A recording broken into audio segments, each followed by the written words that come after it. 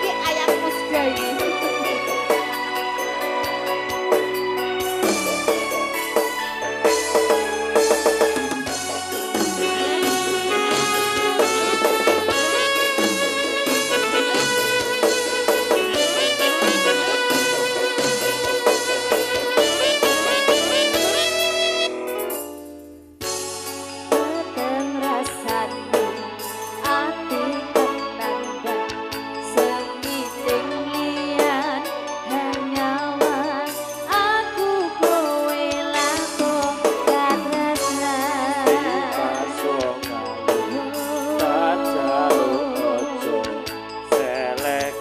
Tresna panteni tresno kuwi akeh pacungan